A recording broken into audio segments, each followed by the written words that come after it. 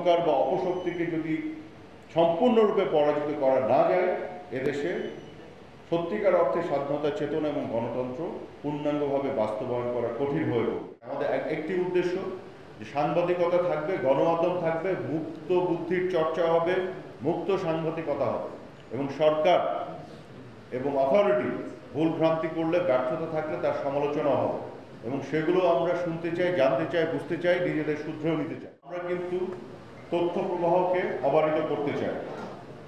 সঠিক তথ্য দেওয়ার বিষয়গুলোকে আমরা জবাবদিহিতার আওতায় আনতে চাই এবং রাইট টু ইনফরমেশন অ্যাক্ট, যেটি বঙ্গবন্ধু কন্যা মাননীয় প্রধানমন্ত্রী শেখ হাসিনা সরকারের আমলে সংসদে পাশ হয়েছে, সেই তথ্য পাওয়ার অধিকার আইনগতভাবে যেটি নিশ্চিত করা হয়েছে, সেটিকে বাস্তবেও আমরা আরও বেশি নিশ্চিত করতে চাই।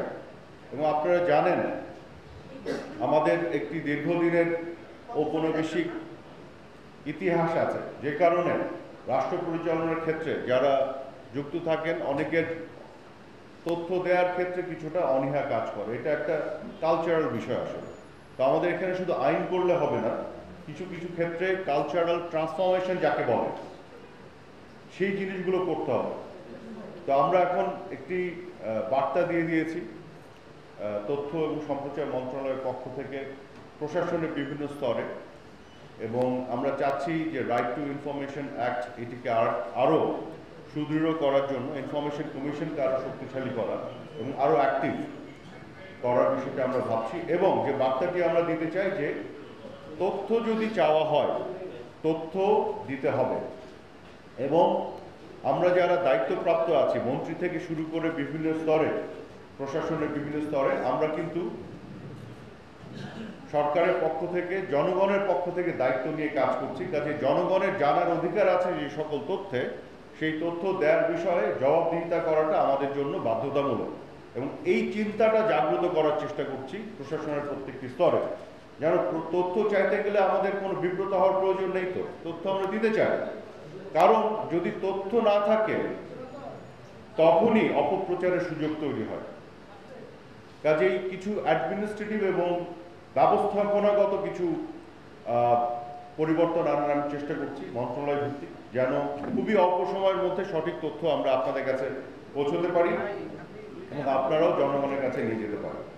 এবং একই সাথে আপনারা জানেন যে সাংবাদিক কল্যাণ তহবিল একটি আছে, ট্রাস্ট, এবং সেটি তথ্য মন্ত্রণালয়ের অধীনে পরিচালিত, এবং সেইখানে আপনারা জানেন যে বঙ্গবন্ধু কন্যা মাননীয় প্রধানমন্ত্রী শেখ হাসিনা একেবারে প্রাথমিক পর্যায়ে একটি অনুদানের উনি অংশগ্রহণ করেন তার মাধ্যমে, এবং সেইটি কিন্তু পরবর্তীতে ব্যাংকে রাখা হয়েছে এবং এটি বাড়তে বাড়তে 60 কোটি টাকার মতন হয়েছে। কিন্তু তারপরও সেই টাকা থেকে আমরা এখন পর্যন্ত হাত দিইনি। আমরা প্রত্যেক বছর অর্থ মন্ত্রণালয়ের কাছ থেকে আলাদাভাবে টাকা নিয়ে আসি, সেই টাকাতে অনুদান দেওয়া হয়। অর্থাৎ এই সাংবাদিক কল্যাণ ট্রাস্টের যে টাকা আছে 60 কোটি টাকার মধ্যে, সেটি কিন্তু ইনট্যাক্ট আছে, হাত পড়েনি ওখানে। বরং আমরা অর্থ মন্ত্রণালয় থেকে আরও 6 কোটির মতো টাকা নিয়ে আসা হয়। কিছুদিন আগেও আমি 2 কোটির উপরে টাকা ডিস্ট্রিবিউট করেছি, এবং আমি জানি যে এটি হয়তো অপ্রতুল, কিন্তু আমাদের সাধ্যের মধ্যে আমরা চেষ্টা করছি যে যারা সাংবাদিকতা পেশায় আছেন এবং অর্থনৈতিকভাবে বিভিন্ন ধরনের সমস্যার মধ্যে পড়ে যায়, আমরা সরকারিভাবে তাদেরকে সহযোগিতা করার চেষ্টা করছি। আমাদের একটি উদ্দেশ্য যে সাংবাদিকতা থাকবে, গণমাধ্যম থাকবে, মুক্ত বুদ্ধির চর্চা হবে, মুক্ত সাংবাদিকতা হবে এবং সরকার এবং অথরিটি ভুল ভ্রান্তি করলে, ব্যর্থতা থাকলে তার সমালোচনা হবে এবং সেগুলো আমরা শুনতে চাই, জানতে চাই, বুঝতে চাই, নিজেদের শুধরেও নিতে চাই। শুধু যেই বিষয়ে আমি সরকারের পক্ষ থেকে আপনাদের সহযোগিতা চাই সেটি হচ্ছে যে দ্য সো কল্ড সমালোচনার নামে যেগুলো নিন্দা করা হয়, অসত্য তথ্যের মাধ্যমে অপপ্রচার করা হয়, সেগুলোকে আবার আমাদের একসাথে মিলে প্রতিরোধ করতে হবে। কারণ তথ্যের অবাধ প্রবাহ এবং গঠনমূলক সমালোচনা যেমন গণতন্ত্রের জন্য, একটি দেশ এবং সমাজে এগিয়ে যাওয়ার জন্য অপরিহার্য, একইভাবে তথ্যের বিপরীতে অপতথ্য সমাজকে ধ্বংসের দ্বার প্রান্তে নিয়ে যায়, এবং যখন সমাজ ধ্বংস হবে তখন আমি, আপনি, আমরা কেউ কিন্তু এখান থেকে রেহাই পাবো না। যে কারণে আমাদের সম্মিলিতভাবে একটি দায় আছে কিভাবে আমরা অপতথ্যকে রোধ করতে পারি এবং কিভাবে আমরা তথ্যের অবাধ প্রবাহকে আরো সুনিশ্চিত করতে পারি। এবং এটি করতে যে আমি যেটি চিন্তা করি সবসময় আপনাদেরকে আজকে এটি আমি বলতে চাই যে অপতথ্যকে তো আমাদের রোধ করতে হবে, কিন্তু অপতথ্যকে রোধ করতে গিয়ে আমরা তথ্যের অবাধ প্রবাহ বা মত প্রকাশের স্বাধীনতা বা গণমাধ্যমের স্বাধীনতার যে স্পেস, সেইখানে আমরা কোনোভাবে ওভারস্টেপিং করতে চাই না। তো এই যে ফাইন ব্যালেন্স করাটা খুব জরুরি, যে মত প্রকাশের স্বাধীনতা, গণতন্ত্রের স্বার্থে মুক্ত বুদ্ধি চর্চা এবং গণমাধ্যমের স্বাধীনতার স্পেসকে ইনট্যাক্ট রেখে কিভাবে আমরা অপতথ্যকে রোধ করতে পারি। যে কারণে বিভিন্ন স্টেক হোল্ডারদের সাথে আমি কথা বলছি, তাদের বুদ্ধি পরামর্শ নিচ্ছি, আমার নিজেরও কিছু চিন্তা আছে। এবং আপনারা দেখেছেন যে অন্যান্য দেশের অ্যাম্বাসাডাররা, হাইকমিশনাররা যখন আমার সাথে দেখা করতে আসেন, তাদেরকেও আমি জানতে চাই তাদের কাছে তাদের দেশে কিভাবে তারা এই ব্যবস্থাগুলি করছেন এবং কি ধরনের আইন কানুন বা পলিসি আছে, সেগুলো আবার তারা পরবর্তীতে পাঠান। আমি সেখান থেকেই আইডিয়া নেওয়ার, ধারণা নেওয়ার চেষ্টা করছি কিভাবে আমরা এগুলো বন্ধ করতে পারব। এবং সবচেয়ে মজার বিষয় হলো যে আমাদের সাংবাদিক বন্ধুদের পক্ষ থেকেই বিভিন্ন যে বডিগুলোর সাথে আমি বসেছি বিভিন্ন সময়, সবাই এক কথা বলে যে আমাদের পুরো গণমাধ্যম এবং সাংবাদিকতার যে যে যে বাতায়ন গোটা বাংলাদেশে, সেখানে এক ধরনের শৃঙ্খলা এবং ডিসিপ্লিন আনা দরকার। সাংবাদিকতার মধ্যে যারা পেশাদারিত্বের বাইরে যে অপসাংবাদিকতার চেষ্টা করেন, আসল সাংবাদিকতাকে তারা সবচেয়ে বেশি ক্ষতিগ্রস্ত করে। এই বিষয়টি আপনাদের পক্ষ থেকেই কিন্তু আমার কাছে আসে। কাজে আমি মনে করি এখানেও এক ধরনের ডিসিপ্লিন আনা, একটা শৃঙ্খলা আনার জন্য আপনাদের সাথে পরামর্শ করে মিলে ঝুলে আমরা কিভাবে সেই কাজগুলো করতে চাই, আমরা সেই দিকে এগিয়ে যেতে চাই সামনের দিকে। আর মোদ্দা কথা হলো যে মুক্তিযুদ্ধের চেতনার অংশ গণতন্ত্র, মানবাধিকার, মুক্ত বুদ্ধির চর্চা, মুক্ত গণমাধ্যম এবং একই সাথে মত প্রকাশের স্বাধীনতা, এই সব কিছু আমাদের স্বাধীনতার চেতনার অংশ। এবং বঙ্গবন্ধু কন্যার নেতৃত্বে মাননীয় প্রধানমন্ত্রী শেখ হাসিনার সরকার এই সব কিছুকে নিশ্চিত করতে চায়, সুরক্ষা দিতে চায়।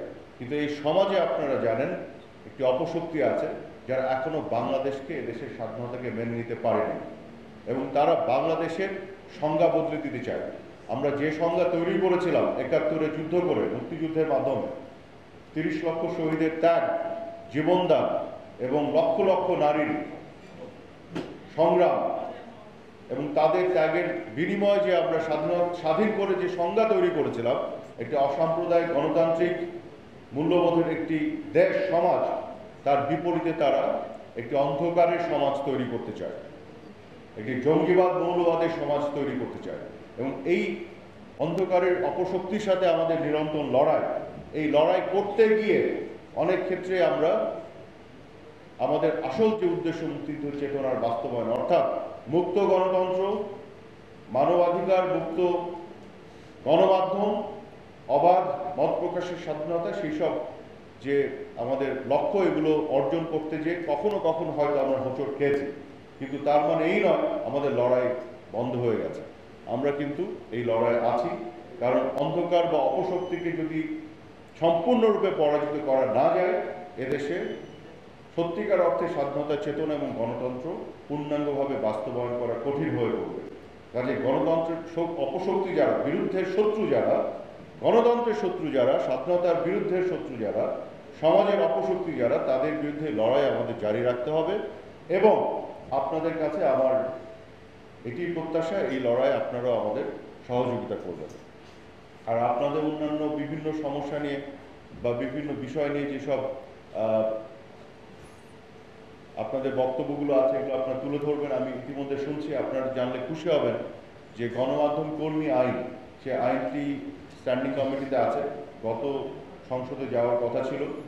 যেহেতু সংসদের মেয়াদ শেষ হয়ে গেছে, নতুন সরকার, সেই গণমাধ্যম কর্মী আইন, এটিকে আমি আবার যে পর্যায়ে আছে, এখানে আরও অন্যান্য অনেকেই বক্তব্য তাদের আছে যে এটিকে একটু ফাইন টিউন করা। যে কারণে আমি মন্ত্রণালয়কে নির্দেশনা দিয়েছি যতগুলো সংগঠন আছে সাংবাদিকদের, আমাদের সাংবাদিক বন্ধুদের, সকল সংগঠন থেকে 2 জন করে প্রতিনিধি পাঠাতে এবং তাদেরকে নিয়ে একটি সেল তৈরি করা এবং তার আলাপ আলোচনার ভিত্তিতে তাদের বক্তব্যগুলো দেওয়ার পরে আমরা এটাকে ফাইনালাইজ করব।